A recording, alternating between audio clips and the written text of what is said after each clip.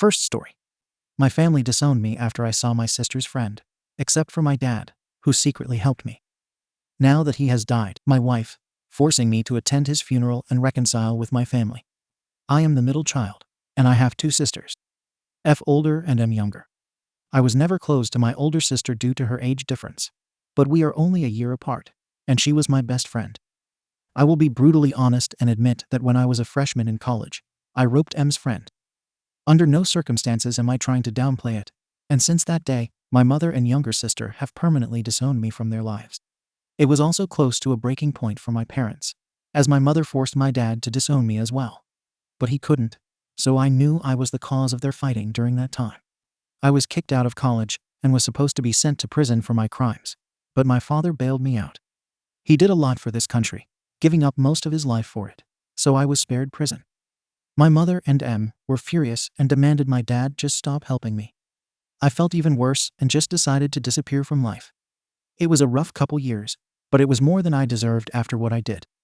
At some point, my father knew where I was and randomly stopped by to see how I was doing. It was an emotionally charged moment, and I broke down with him. I wished I was dead, and I told him that I had no right to be upset because I committed one of the worst crimes anyone could do. He helped pull me back onto my feet in secret over the next few years. I was able to graduate with my bachelor's at a cheap local school, and my dad was the only one to show up again. This was in secret, as he didn't tell my family anything. Thinking about it makes me just want to break down and cry. I got a job making a modest $45,000 a year, which I still feel is more than someone like me deserves. I was slowly putting my life back together, but to this day, I still feel like I don't deserve any of it. I was paying for rent, food, clothes, etc. I was paying for it on my own. My dad would stop by my place once a week if he could find time to watch football. I found out later that he lied to my mom about watching it with friends with just me. He would visit me a few days before my birthday to celebrate. He was worried that if he met me on my birthday, my mom might suspect something. More years passed. I meet a girl I really like, and I'm scared. On our second date, I tell her what I did to just be honest, and let her know I'm not worth it, and she can do better. She left the date, and I knew it was over. I didn't expect her to come over the next day, but she did, and we talked through it. She's my wife now. My dad was the only witness to our court marriage from my side. I miss my father so much. He always told me he was proud of who I became. He never lost hope in me. He was the only light in my life. I wanted to be like him as a boy. If it weren't for him, I know I'd be dead.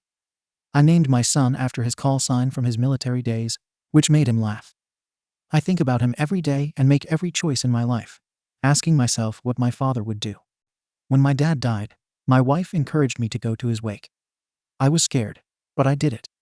My older sister hugged me tight, asking me how I'd been and being generally nice.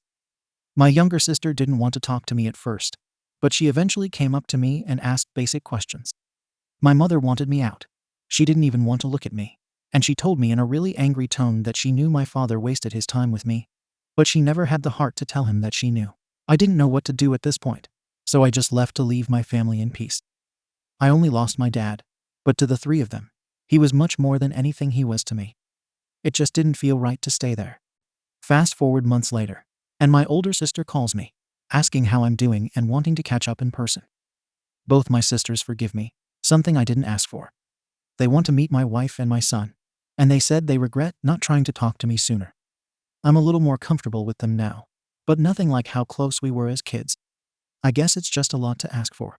I recently found out my mom is struggling with loneliness and loss since my dad died, and both my sisters asked me to take her in a few days a month so she can meet my son and wife. My sisters said they'd convince my mom to not worry about that part. They said they'd be more like dad and want to do the right thing for the family. My wife is excited to meet my mom and already has a room ready for her. I'm scared out of my mind. I even tell my sisters that if she comes, I'll be 100% comfortable if she would rather I not be in the house while she's there and just let her play with her grandson. I don't know why I'm posting this anymore. Maybe I just wanted to vent online and ask for a sign if I deserved this little happiness. I know my dad would be happy knowing my mom was playing with my son. Maybe he's in heaven, helping too. I'm just so damn scared. Do I leave my mother alone? Do I say hi? How do I introduce her to my wife and son? Am I allowed to have my sins forgiven because my mom has every right to disown me after what I did?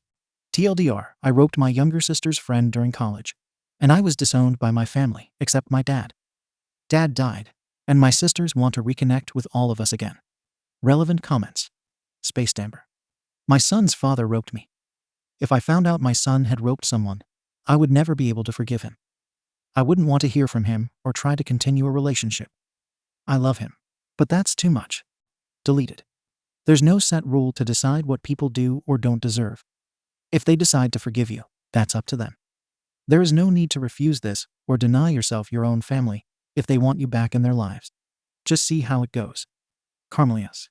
The only person you need forgiveness from is the woman you roped. I do not feel sorry for you one bit. I'm not sorry. Rope is not a random mistake. Like murder, it isn't a random mistake. Rapists don't deserve forgiveness. Second story. OP planned to announce her pregnancy on her husband's birthday, but discovered his cheating. He then blamed OP for her body type, revealing his open relationship with his affair. So OP aborted the baby and divorced him. Now, OP's entitled family has disowned her, and her ex blames her for killing his baby, saying his affair could have become the best stepmom. I don't know how to start this. My fiancé told me that he cheated on me for over a year now, and we've been together for 7 years total. He says he doesn't want to be together anymore, which broke my heart, and we still have since we were high school sweethearts. His girlfriend was with him when he told me this, which made me even more upset since he didn't have the decency to tell me one-on-one. He let his girlfriend into our home, the one we bought together. Anyway, I wanted to tell him that I was pregnant on his birthday. Since his birthday is really close, he always wanted a big family with at least 5 kids. I didn't want kids that much, but I didn't mind them either. The moment he told me we were over, I knew I didn't want that baby. I didn't want to co-parent or be a single mom. I have a good paying job, and that might make me selfish for not wanting the baby, but I don't care. I told him I was pregnant when he told me it was over, and he looked a little upset, like he regretted it or something. He told me he was fine with split custody, and I didn't say anything. A few days later, I got an abortion. I thought it was necessary to tell him and not lead him on, since I didn't want to see or talk to him ever again. He called me when I sent the text, saying, "Why the F would you do that?" and so on. He said I knew damn well he wanted kids, and I should have told him before even thinking about it. I feel selfish for doing what I did. But I feel like giving birth and overall having that kid would make me unhappy. I barely like kids, and the thought of having one with the man who broke my heart is not helping. I know this might be a stupid thing to post, but I feel like a jerk. He's the only one to know about the abortion, but not about the pregnancy. Hi everyone, it's around 6 hours later. And feel free to comment and respond to my comments and other replies. But I won't be updating or replying for a while. I just need to tell someone I know. But thank you to each and every one of you, sweethearts, for giving me advice and more. I know that responding to the anti-abortion and "you're a killer" comments is not helpful to me right now. I will be back, and I will respond. And I will give you guys who are interested an update soon enough. I just need to take a break and not reply to the people trying to make me feel shame, remorse, guilt, and all the above for my abortion. I feel like SHT right now. So if anyone's able to message me in the next few hours with some resources or anything, I'd greatly appreciate it. I will update you guys as soon as I can. And again, feel free to leave comments. And also, I absolutely did not get an abortion out of spite, revenge, or to punish him for what he did. I didn't think about the abortion the moment he sat me down. I don't blame the baby, even if anti-abortion advocates disagree with that. And I guess I do want some validation from at least strangers. I feel like I can talk to anyone. I feel horrible. So if I overreacted to your comment and whatnot, you're right, I guess. I know this is a stupid post, but I thought I needed to consider his feelings and not just my own. Thanks again. AITAH has no consensus bot. OP received the majority of NTAs and a few YTAs. OP responds to multiple questions regarding doing something to get back at her ex. OP: hi, I just woke up. I didn't take revenge on him. I loved him, and I made so many sacrifices for him. And I guess I thought he made sacrifices for me as well. And maybe he did. I don't know. I didn't have an abortion to get him back because I hate kids, and he should be punished or something. I did it because I didn't want to ruin that kid's life or mine. I would not love that baby, and as controversial as it sounds, I would probably do some things that I wouldn't be proud of if I had them. I would probably give them trauma because I don't understand kids or adore them. I get that you are one of those people who do not like abortion, but I wouldn't do that just because. You have to understand that I was so in for that relationship, and he threw it away. I still don't even know how to feel about anything regarding it so far. I haven't even talked to my fiancé's family, him, or his girlfriend. No one but him, and maybe his girlfriend knows about it. I don't hate kids, but I was willing to have them for him. I know that might make me sound like a huge jerk and other things, but please understand. And lastly, I'm not that immature. I'm not that childish that I would get an abortion just because. I don't hate kids, like I said. I don't even take revenge, so saying that is weird. I did not get an abortion just to get more drama. Please at least ask me or whatever you are doing, because I didn't even want the abortion, nor did the kid. I never announced having my abortion to anyone. You sent him a text privately. I'm really sorry if I didn't word my text right, because I think you said you were not understanding. He was my fiancé, and we had known each other for over 7 years. I didn't even think about hurting him when I did the abortion. I was thinking about me and the baby, even though that might not sound like it. I never intended to end it the moment he told me it was over. I don't know if you have read my text or my replies, but it was ever about hurting him or his feelings. You don't even know how he feels, so I'm not even sure what you mean. Who could be pissed, sad, or whatever? I didn't want to hurt him or make him feel worse. But I thought it was necessary to tell him. I'm thinking and know I see there are things I should have and should not have said. But I didn't think about ending it. I don't like abortion very much.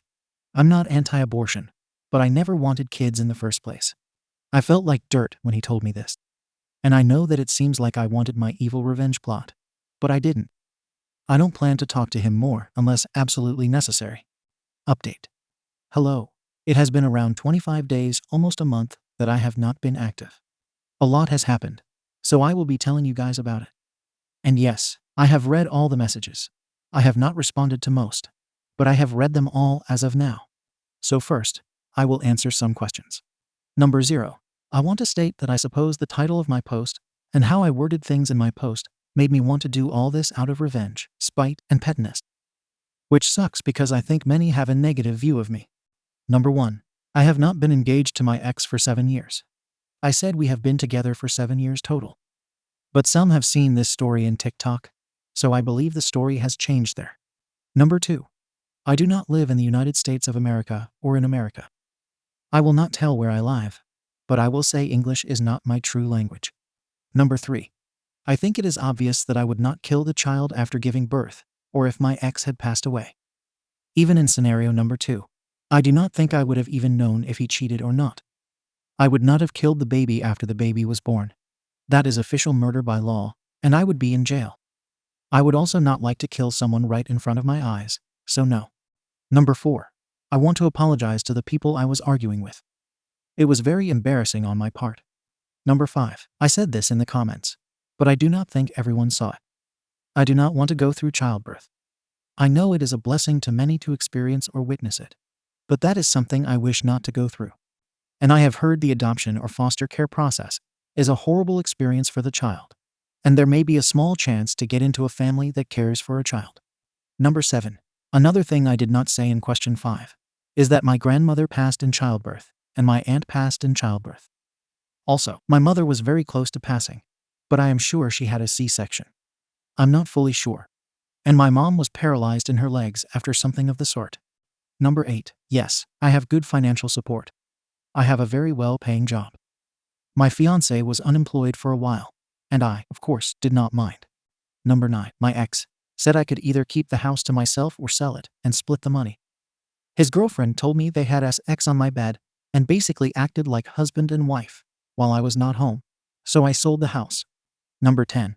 My therapist told me that she thinks I may have borderline personality and obsessive-compulsive disorder. So I guess I will be getting tested, or whatever the word is. So now that all the questions you may have are finished, I will explain what happened after. I told my mother and father, then my siblings. They told me they were disgusted by what I did, and I humiliated them, so they disowned me.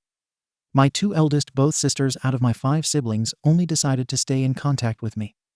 The rest of my family has little or no contact with me. I have an apartment now, and I'm not dating since my therapist told me it'd be better off to not date if I feel I can't commit, right? My ex emailed me and told me why he did what he did. Firstly, he texted that my chest wasn't large enough, and that he needed a fully Caucasian girl with both a big chest and a big behind, and not just one or the other. He said he was disappointed in me, and told me he would have considered getting back with me if I did not have the abortion and did not sell the house. He also texted me that I should have had a different mother with a big chest and big behind, so I could have her genes or get plastic surgery to fix my flat chest. Even though he told me he liked natural girls while we were dating. He told me his girlfriend would have made a good stepmom. But I hear they are in an open relationship, so I wonder how that will go. So yes, I will respond to any further questions. Also, thank you for the rewards on my last post. I am not sure what they mean or what they do, but I appreciate them. I forgot to add this. His mom and his sister texted me through messages, and they told me they were disappointed in the both of us for doing what we did. They told me it all stinks, but it wasn't an excuse. But besides those three, the rest of his family did not contact me. Comments. Commenter 1. Man, you dodged a huge bullet. He cheated on you because you didn't fit his criteria. But he was going to stay with you if you had a child. Now he would have been cheating on you or demanding an open relationship. Your family that cut you out stinks. It's not easy to raise a child as a single mom in America. I can only imagine what it's like wherever you live. Even with your family's support, see how fast they cut you out. It would have been hard. And even after adopting the child out, they may someday want to reconnect with their birth mother. Just block your unsupportive family members for your own mental health. Tell them they have disappointed you for not supporting you when you had to make a hard decision. They wouldn't have raised the child like their own. They don't get to judge you. Also block his mom or sister after telling them that he told you he could only commit to a busy, big Caucasian woman because they raised a creep of a man. I hope things work out.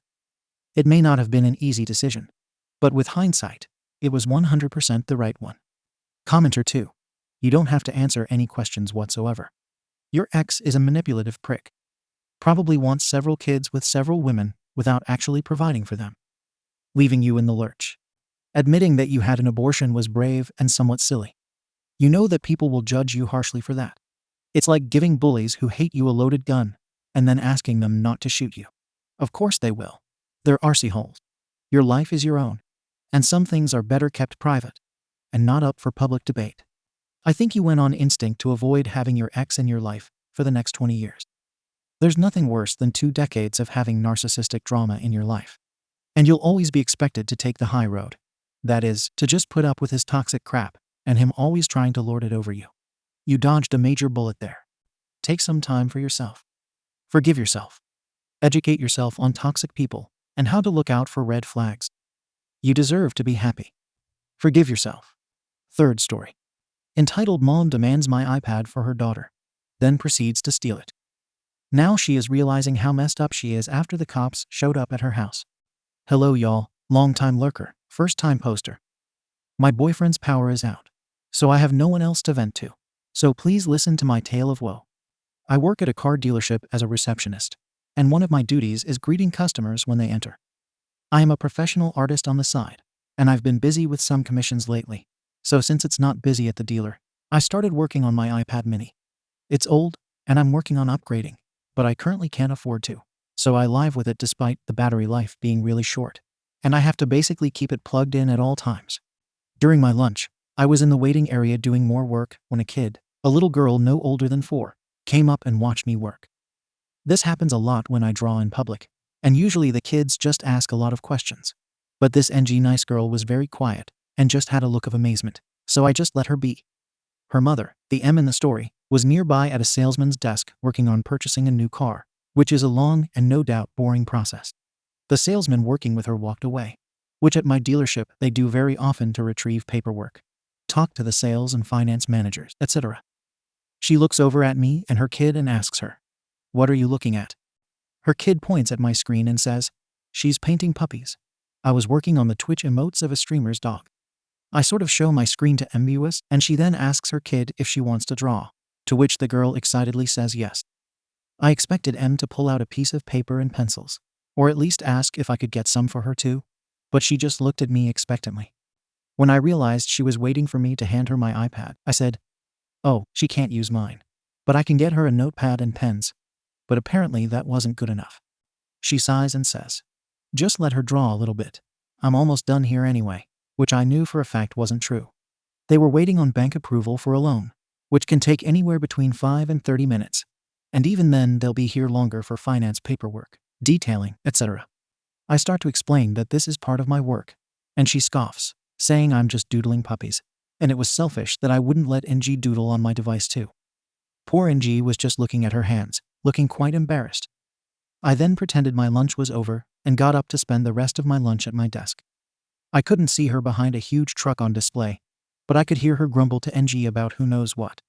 Whatever, pretend like I didn't hear it so I don't mess up this sale for my coworker. Some time later, Nature called me, and I got up to use the restroom. I left my iPad on my seat so it'd stay plugged in, and I put a notepad over it to try to cover it up somehow. My desk is a wide, crescent shape with no drawers to keep my things safe, so this was the best I could do to somewhat hide it. I was in the restroom no longer than 3 minutes, but when I got back, only my charger remained. My iPad and Apple Pencil were gone. I looked over to the lady, who had her large purse suspiciously in her lap, now instead of on the floor beside her chair like it was before. I was panicked because a lot of my work is on that iPad that I needed. I went to my sales manager, SM, and told him the situation. He told me he would take care of it, but to be patient for now. I went back to my desk, full of anxiety, and my stomach was doing backflips. SM went to the desk where M was to work out the deal. They're far enough away that I can hear their voices, but not pinpoint what they're saying. But I did eventually hear her yell, "How dare you? I would never steal. Do you want to lose this sale?" I immediately got up and went over behind the lady so SM could see me, but she couldn't. He tells her he understands, but my iPad went missing, and he wants to make sure no one currently in the building has it. That's when I remembered the Find My feature on all Apple products. My iPad was connected to the Deaker's Wi-Fi, so I pulled out my iPhone and pressed play sound for my iPad. Her purse started dinging. She tried to play it off as if it were her ringtone, and SM stared at her as if daring her to answer it. The thing is, with the play sound feature, if I keep pressing it, it will keep pinging. I made my presence known and told her to give my iPad back. That's when she stopped playing dumb and just said, "Just let NG have it. Her birthday is coming up, and I can't afford a present for her since I'm getting this car." SM said he was happy to cancel the deal, so she can instead buy a birthday present for her child and return my iPad, or he'll call the police. She practically threw my iPad at me, where it hit me in the gut, and took NG from the waiting area to leave. Poor thing looked at me with the most apologetic look on her face before leaving with her mother. SM might have helped me, but he's not exactly the nicest person. From now on, I'm not allowed to bring my iPad to the dealer. I have to either leave it in my car or leave it at home. Whatever. M took my Apple Pencil with her since she left in a hurry, so I'm going to stop by the Apple store after work to get a new one. But until then, I'm stuck with my pens and notepad. Edit. I got off work until Apple Pencils cost like $120, the first generation. The one M took I bought secondhand for $70, what the heck. Edit 2. I'm off work tomorrow, but my SM called the police and filed a report today, using the information we have on file for him. I really don't like getting involved with the law because it makes me crazy nervous, but I pulled through and answered the detective's questions. As far as I know, they have enough information and evidence to reach out to M to get my pencil back. So many of you have been so sweet in offering to send me replacements, discounts, and even alternatives until I get my pen back. But I already bought a new one after work, like I mentioned. I do intend to make him compensate me for the money I spent on it. I will keep y'all updated as this story develops. TLDR, M stole my iPad while I was in the bathroom, and we caught her using the Find My feature. Update. Hi all. It has been a stressful and anticlimactic week. I came back to work on my day off on Monday to talk to the police. M apparently doesn't live in the county. She came here to try to buy a car that isn't available in her area, so they had to reach out to the police department there to talk to her. They took my information and told me to fill out a police report online so they could get started, which I did. The next day, the shooting in Texas happened. RIP those little angels. So the police assigned to my case deemed it not important enough and placed it on hold to do a 2-day shooting drill that commenced the following day, Wednesday and Thursday. I finally got word back yesterday, on Saturday, that the M has been contacted and told to either give the pencil back or be charged with theft. I don't know what her reaction was, whether she went to the police or they went to her, or what kind of conversation they had. But I do know she handed over the pencil. 2 of her county cops just came into the dealer a few moments ago and gave me my pencil. They then told me that next time, if I can do it myself, I should confront the M myself, and I was capable of doing so because of the information we had about her. However, they did say that they can proceed with the charges for theft if I wish to do so. But they said I should think about her child, and that she returned the pencil anyway. Honestly, guys, I don't want to make this political, but at this point I was exhausted and did not want to deal with the police or anyone in the legal system further. I just thanked the cops, offered them coffee, and sent them on their way. I really don't know if that was the proper procedure for police work, or if we're all stressed because of what happened on Tuesday. I live in a predominantly Hispanic area, and the tragedy hit us all exceptionally hard. I don't even have the energy to be angry anymore. I'm just really tired and happy to have my pencil back. Now I have two. I'll probably give my newer one to my little cousin, who wants to follow me in my art footsteps. She doesn't have an iPad, but her sister does, so maybe she can let her use it on it. IDK. I wish I had a more juicy and righteous story about how M was arrested and paid me money because of a stupid decision she made, but the tragedy humbled me to my core. All I have to say now is take care of yourselves. I love you, and thank you for reading. Edit. I know that if I followed the advice of the police, it would have done more harm than good, and it's extremely dangerous to do so, which is why I was pretty surprised they brought it up. Maybe they thought it wasn't worth the trouble over an Apple Pencil, and I could do it myself next time. IDK. Also, thank you for the kind stranger. Edit 2. I made the decision to not press charges for the sake of my mental health. Please stop saying I should pursue it further. I'm not going to. I'm instead going to trust that being contacted by the police was enough for her to be shaken enough to realize her actions have consequences. Thank you for watching the video. If you are interested in listening to these kinds of stories, we've got more in store for you. Simply subscribe to our channel, hit the like button, and share it with your friends.